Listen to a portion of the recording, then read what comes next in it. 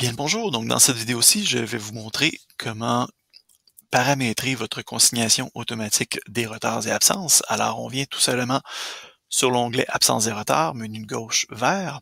Alors, on vient choisir Consignation automatique. Et par la suite, on vient voir ici pour la consignation automatique lors des séances à distance. Alors, si vous activez donc des séances à distance à partir de Léa, dans ce cas-là, on peut venir activer, pas besoin de glisser, on vient juste cliquer pour activer la consignation automatique des absences.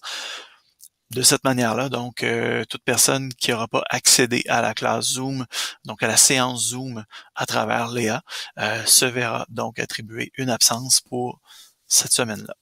Ensuite de ça, soit dit en passant, il sera de votre responsabilité, évidemment, de venir supprimer les absences si Gepetto Tremblay, entre autres, ne devait pas se présenter à votre séance de cette semaine, puisque tout d'un coup, vous feriez une semaine sur deux, moitié-moitié de votre groupe. Donc, si vous avez Gepetto qui était, lui, en présence, tout d'un coup, vous êtes en mode comodal. Donc, si Gepetto est en présence, évidemment, il y aura une absence automatique. Donc, ici, c'est vraiment pour une classe entièrement à distance. Sinon, vous devez vraiment apporter une attention particulière dans l'entrée des absences et donc dans la suppression des absences qui seront rentrées automatiquement au nom des personnes qui étaient présentes, euh, etc. Donc, voilà. Pour ce qui est des retards, alors évidemment, ici, c'est un appel à la clémence, donc faire attention pour placer judicieusement le temps permis de retard. Alors, on peut venir l'activer en cliquant dessus, mais on peut donc dire, écoute, je vais consigner le retard à 15 minutes de délai ou à 20 minutes de délai.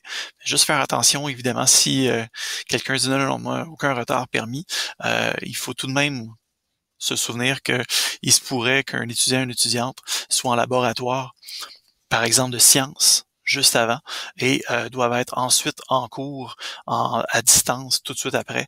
Donc, ça lui laisse très peu de temps pour finalement enlever ses survêtements de laboratoire, aller ranger ses choses, désinfecter son matériel s'il a dû désinfecter certaines choses, ranger ses choses, partir avec son ordinateur, se rendre à son endroit où il suivra son cours à distance, etc., se brancher et autres détails techniques comme ça. Ou encore tout simplement Gepetto qui a une problématique de connexion à la maison et là tout d'un coup il y a une problématique. Bref, donc soyez clément s'il vous plaît dans cette période de délai permise. Il est bon que ce soit autour de 15 minutes quand même de délai de retard. Alors voilà, une fois que c'est fait, on sauvegarde et le tour est joué. Vous avez donc paramétré votre consignation automatique de retard et d'absence. Merci.